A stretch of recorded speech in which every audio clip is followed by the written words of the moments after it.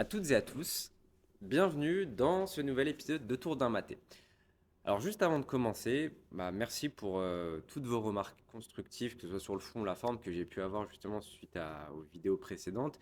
Le témoignage en cours et ce que je suis en train de faire là maintenant tout de suite euh, est fait en prenant en considération vos remarques. Donc merci encore une fois. Une des remarques qui revient assez régulièrement, c'est le format 30 minutes qui est peut-être un peu trop long. Encore une fois, merci de me l'avoir si gentiment dit. Donc je vais essayer de faire un truc un peu plus court.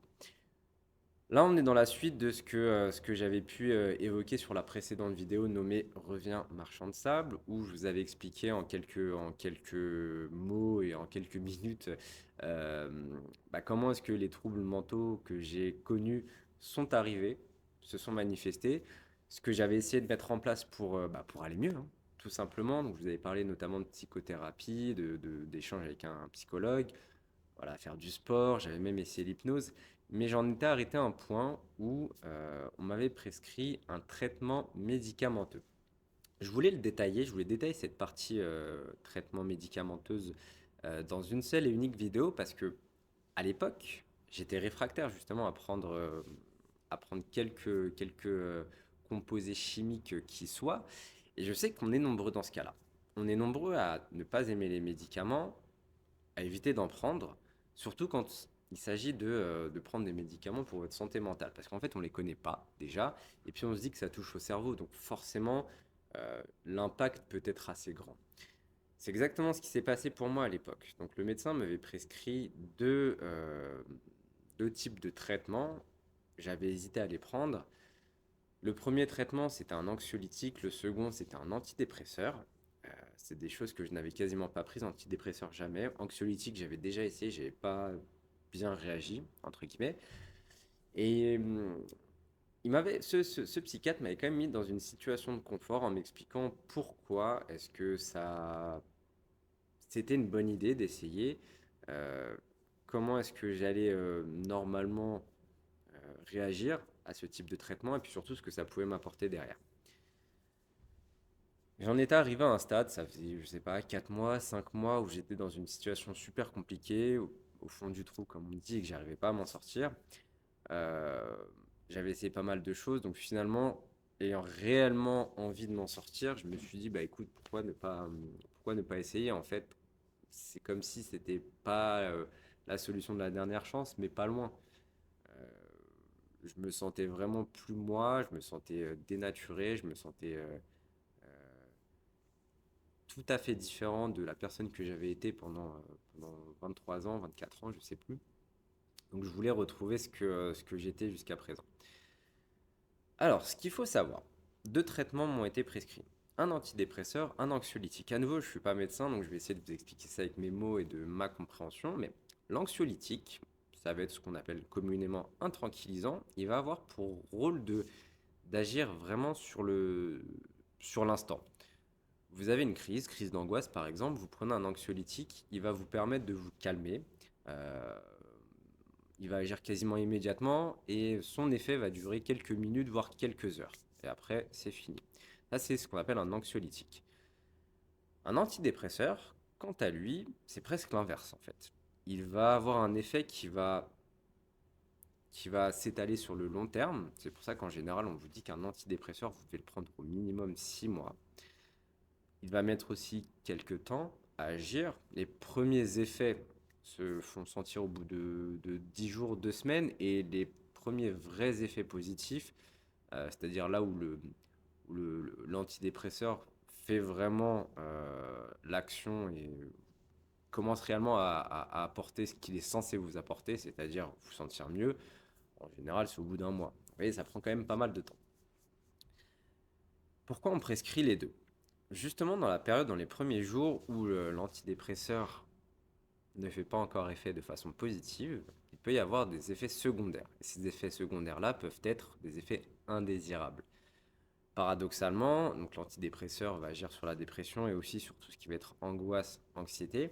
Mais sur les premiers jours, on peut vous dire que cette anxiété peut être augmentée justement. C'est assez paradoxal, il est censé avoir l'effet inverse, mais voilà, sur les premiers jours, c'est important de le savoir. On dit aussi qu'il peut vous désinhiber. On prend souvent la métaphore ou la comparaison plutôt du frein à main. C'est comme si vous enleviez le frein à main et d'un coup d'un seul, vous êtes désinhibé. Ce qui peut pousser aussi vers la mauvaise direction. Si vous avez des idées noires à ce moment-là et que vous êtes désinhibé, bon, ça peut être assez dangereux. Donc les anxiolytiques sont censés réguler justement la, la, euh, l'oscillation de tous ces effets secondaires qui peuvent être finalement presque destructeur, j'ose et le dire, c'est pas toujours le cas bien sûr, mais il faut vraiment en avoir conscience. De mon côté, comment est-ce que ça s'est manifesté? Bah, effectivement, j'ai bien fait d'être sensibilisé sur la question parce que sur les premiers jours, euh, ce que j'ai ressenti, c'est quelques effets positifs. Pour la première fois depuis des mois et des mois, mon sommeil était redevenu normal. C'est-à-dire que j'arrivais à me coucher à des heures normales, à faire une nuit quasiment complète, voire complète, et en sentant vraiment que j'avais un sommeil réparateur. Donc ça, juste pour ça, j'étais content d'avoir commencé le traitement. Par contre, un des effets secondaires les plus importants et même les plus impactants que j'ai pu connaître, c'est toujours très difficile pour moi de le décrire, mais j'avais l'impression de me retrouver comme dans une bulle. Alors c'est un peu de la déréalisation, où vous êtes à côté de la plaque, et pour l'illustrer, ce qui peut vous être parlant pour ceux qui ne voient pas de quoi je parle, euh, prenez l'exemple de vous. Vous avez passé une très bonne journée, vous vous enchaînez sur une soirée, une nuit blanche, je sais pas, je dis n'importe quoi, un mariage, soirée en te bois, ce que vous voulez. Le lendemain, je sais pas, en rentrant, vous reprenez votre journée de travail et après vous réenchaînez sur une autre soirée. Au bout d'un moment, vous vous sentez bien sûr fatigué, mais même dans un autre état là. Et ben c'est exactement ce que j'avais ressenti. Comme si, je sais pas, ce qui se passait autour de vous était différent, ce que vous ressentiez était totalement différent. C'est vraiment comme ça que j'arrive à décrire l'état dans lequel cet antidépresseur m'a mis. Ça a duré quelques temps. A priori, ce serait lié pardon, à bah, une augmentation et un accroissement de l'anxiété. C'est un effet secondaire qui finalement était prévisible, mais qui se manifestait de façon assez bizarre. Malgré tout, dans ces cas-là, ce qui est super important, c'est d'être suivi évidemment par votre médecin, donc psychiatre en l'occurrence pour moi.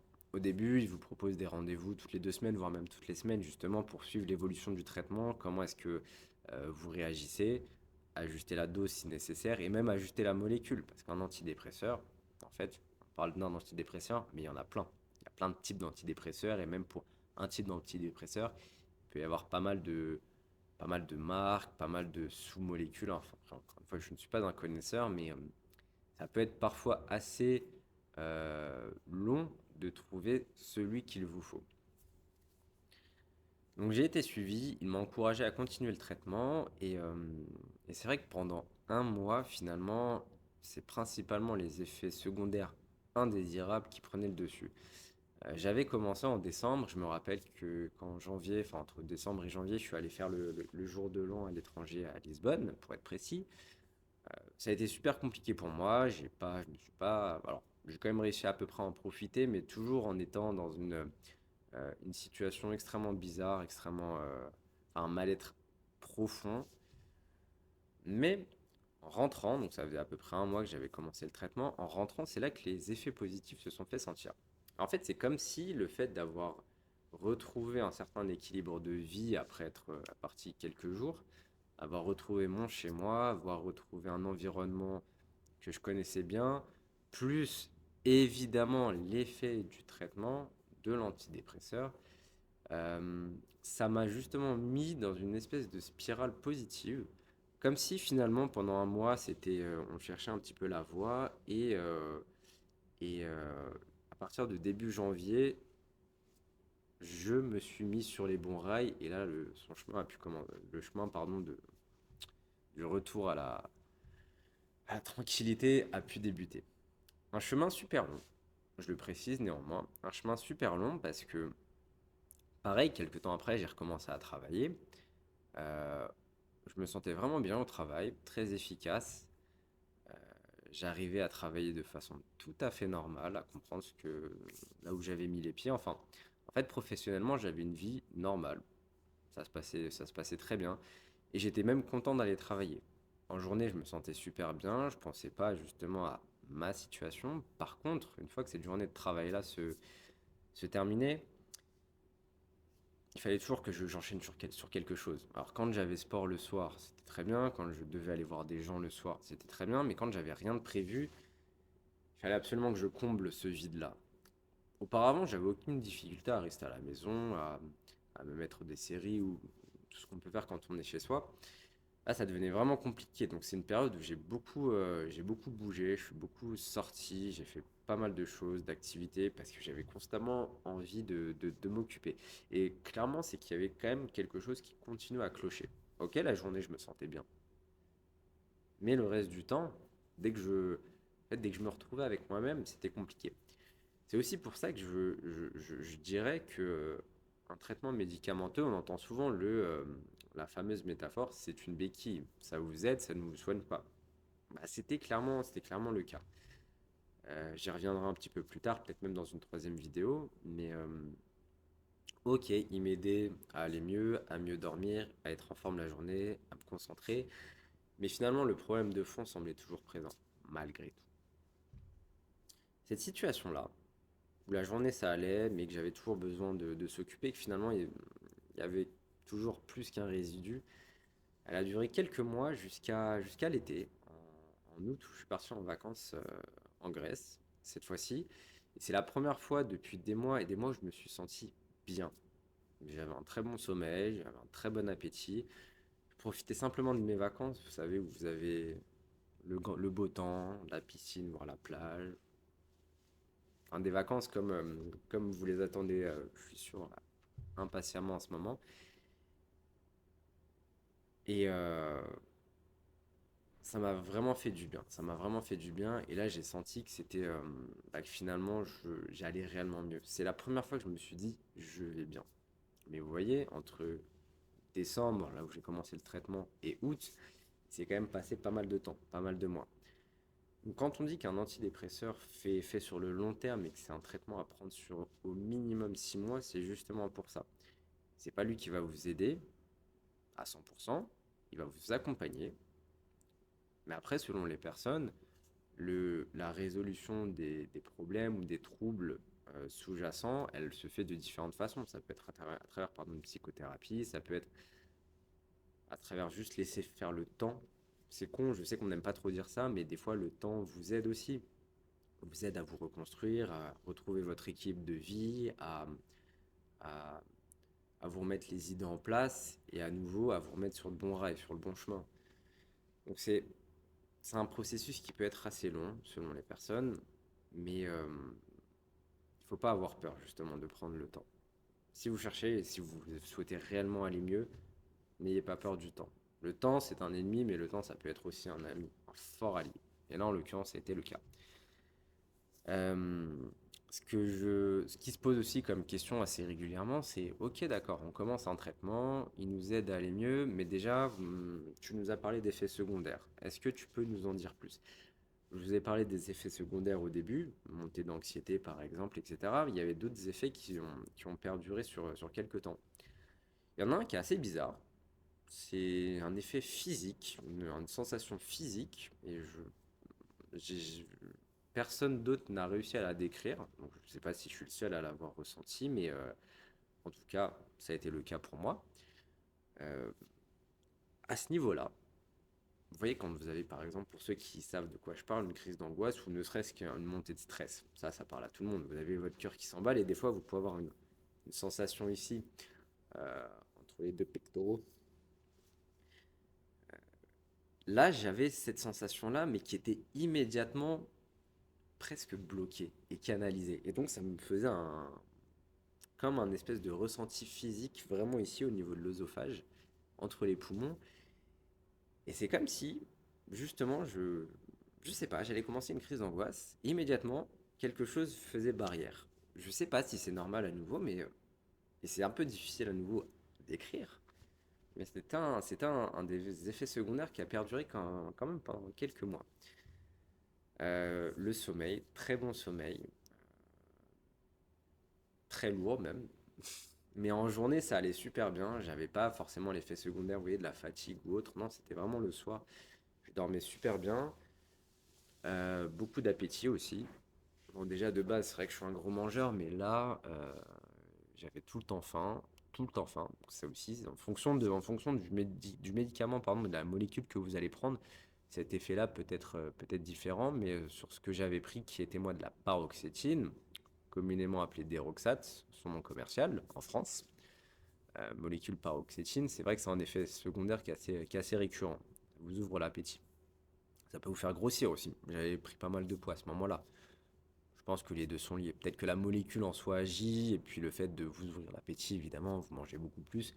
Donc vous prenez du poids. C'est tout à fait normal. Des espèces de soubresauts aussi, ou d'un... Voilà, bon, peut-être pas comme ça, mais d'un coup d'un seul, vous avez des... voilà, vous sursautez, etc. Alors souvent, ça arrivait au moment du sommeil, où d'un coup d'un seul, je pouvais avoir des vrais soubresauts. Je pense que ça n'a pas d'autre mot. Il peut y avoir tout un tas d'effets secondaires. Vous pouvez avoir aussi des difficultés à aller uriner. Alors, c'est pas des troubles que j'ai eu, mais je sais que ça revient assez régulièrement. Vous pouvez avoir des difficultés à aller uriner, c'est-à-dire que comme si vous faisiez de la rétention, je sais pas, ça se dit de la rétention d'urine, mais c'est ce que j'avais cru comprendre. Un des troubles aussi, ça m'est pas arrivé, mais ça aurait pu, c'était l'inverse, l'insomnie. Vous pouvez avoir un peu de mal à vous endormir, mais pour le coup, c'est pas forcément impactant chez vous. Bon, moi, comme je vous l'ai dit, il n'y a aucun problème là-dessus. La dernière partie à évoquer, et c'est la question qui se pose souvent. Ok, d'accord. Le traitement, il a des effets secondaires. Si on arrive à les supporter et qui nous aident à aller mieux, très bien. Par contre, comment est-ce que ça se passe derrière pour arrêter ce traitement-là? Parce que quand on prend un traitement sur quelques temps, quelques semaines, voire quelques mois, voire même quelques années, est-ce que c'est compliqué de dire d'un coup d'un seul à son corps, stop? Bah ouais, c'est ultra compliqué. Et pour moi, ça a été ultra compliqué. Déjà, de base, dire d'un coup d'un seul stop à son corps, interdit. Quand vous arrêtez un antidépresseur, pareil, c'est une des règles qui est ultra connue, l'arrêt doit se faire de façon progressive. Qu'est-ce que ça signifie? Par exemple, votre médecin vous prescrit un comprimé par jour. C'est le traitement qu'il vous faut, c'est le traitement qui vous fait du bien, donc vous restez un comprimé par jour pendant 6 mois, par exemple, minimum. Au moment où vous décidez de l'arrêter, votre médecin vous dire, bah écoutez, pendant 2 semaines, un mois, vous allez passer, chère madame, cher monsieur, à un comprimé tous les 2 jours. Ou un demi-comprimé tous les 2 jours. Voilà, vous réduisez la dose. Et une fois que vous avez passé ce palier-là, vous repassez à un autre palier. Ça peut être par exemple un demi-comprimé tous les 2 jours, par exemple. Ainsi de suite, ainsi de suite. En fonction de votre sensibilité, ces paliers-là peuvent être plus ou moins longs, peuvent être plus ou moins, euh, comment dire, nombreux. Vous pouvez avoir plein de paliers parce que vous avez besoin de passer par plein de stades. A priori, certaines personnes arrivent à s'en détacher assez rapidement, mais pour moi, c'est vrai que ça a été assez compliqué. Au début, bon, ça faisait quasiment 1 an que je prenais le traitement, donc ça a pris un petit peu de temps avant de commencer cette décroissance. J'ai commencé cette décroissance et j'ai senti effectivement que j'étais peut-être un peu plus irritable, enfin que je redevenais quelqu'un de presque normal dans ses émotions. Quand ça allait, quand ça allait pas, ça allait pas. Peut-être un peu moins positif, mais juste normal.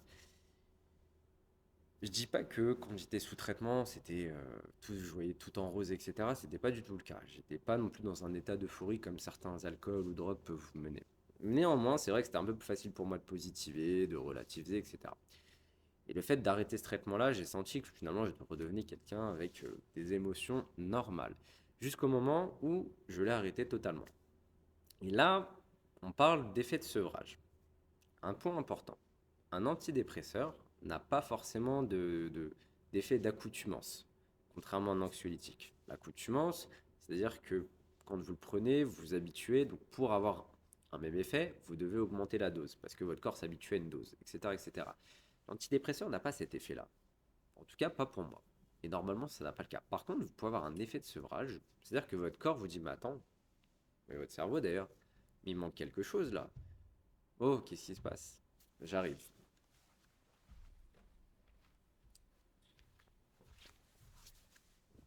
C'est comme si, très belle métaphore, c'est comme si votre cerveau s'éteignait et vous dit non, non, rallume la lumière, j'ai besoin de quelque chose. Bah, en fait, c'est ça un effet de sevrage. Il y a un manque. Et vous devez vous réhabituer justement à vivre sans cette molécule-là. Ça peut durer une semaine, ça peut durer 2 semaines, ça peut durer 3 semaines, mais normalement pas beaucoup plus. Pour moi, ça a duré plus de 3 semaines. Et en fait, j'avais arrêté trop tôt le traitement. Et l'effet de sevrage, pour moi, comment est-ce qu'il s'est manifesté? Bah, j'étais revenu à la case départ. Je refaisais des crises d'angoisse. Je suis retourné sur de l'insomnie. J'avais des sensations de déréalisation. Parce que j'avais arrêté le traitement trop tôt et de façon trop brutale. La conclusion de tout ça, c'est qu'un traitement type antidépresseur, il faut vraiment que vous soyez accompagné aussi pour l'arrêter. Déjà, évidemment, il est interdit de l'arrêter d'un coup d'un seul parce que c'est le meilleur moyen de repartir en cacahuète totale. Et surtout, faites-le comme vous le sentez presque, j'ai envie de dire. Si vous avez un psychiatre qui vous dit, voilà, sur 2 semaines, on va l'arrêter ou sur un mois, mais que vous ne le sentez pas, ne le faites pas. Ou en tout cas, arrêtez-le progressivement. Évidemment aussi, un des conseils que je puisse vous donner, c'est soyez dans de bonnes dispositions. L'été, c'est peut-être mieux que l'hiver. Quand vous êtes bien dans votre vie professionnelle, c'est peut-être mieux que si vous êtes en galère d'emploi. Quand vous êtes bien dans votre vie privée, c'est forcément mieux que quand vous êtes dans une relation toxique avec une fille qui vous apporte plus de problèmes que de bien-être malgré tout ce que vous avez pu faire pour elle. Par exemple, c'est vrai que c'est pas des situations qui sont idéales. Quand tout va bien, c'est peut-être là, au contraire, où on veut se dire, allez, vas-y, j'essaye de l'arrêter. Paraît-il que certaines personnes vivent avec ce type de traitement toute leur vie. Pourquoi pas? Paraît-il que c'est j'ai oublié le mot. Ça protège les neurones. Je sais plus comment on dit. Ça protège les neurones. Ok. Paraît-il que ça peut même prévenir, voire soigner des AVC. Tout ça, c'est des paraît-il. Donc, si vous devez le prendre sur plusieurs années, sachez que vous n'êtes pas le premier à nouveau. C'est pas la fin du monde. Tant que ce traitement vous aide à aller mieux, allez-y progressivement. Et du coup, en conclusion de tout ça, moi, ce que je vous conseillerais de faire, alors, j'avais envie de parler de la partie traitement médicamenteuse à nouveau parce que beaucoup de personnes sont réfractaires. J'ai aucun conseil à vous donner en réalité sur est-ce que vous devez le prendre ou pas le prendre. C'est en fonction de vos besoins. Toutefois, si jamais vous avez un doute et que vous vous dites que ça peut être une bonne idée, sachez qu'il y a des personnes comme moi qui ont franchi le pas et pour qui ça s'est bien passé. J'ai aucun partenariat avec les lobbies pharmaceutiques, quels qu'ils soient, vraiment aucun. Bon, voilà, si demain vous me voyez dans la rue, parce que normalement dans pas longtemps je vais rouler en Porsche, si vous me voyez dans la rue, ça n'a aucun lien avec une quelconque affaire de partenariat avec les lobbies pharmaceutiques. Rien du tout, non. C'est juste que j'ai très bien travaillé. Un trêve de plaisanterie, ça peut vraiment être une solution. Mais à nouveau, je vous le répète, ce n'est pas la solution miracle. Je en parlerai dans une troisième vidéo sur comment est-ce que moi j'ai vécu l'après, qu'est-ce qui je pense m'a aidé, qu'est-ce qui même d'ailleurs m'a mis dans le trou, d'après moi. Mais tout ça, vous voyez, c'est un travail qu'il faut faire sur le long terme. Il ne faut pas avoir peur du temps. Je l'ai déjà dit quelques instants auparavant, mais il ne faut pas non plus avoir peur des solutions qu'on peut vous apporter. Il n'y a pas forcément de bonne solution, mais un traitement type antidépresseur, un traitement type anxiolytique, pardon, un traitement qui peut être plus un neuroleptique aussi, psychotrope, etc. C'est vraiment des traitements qui sont faits pour vous aider. Si vous êtes bien accompagné, alors faites confiance.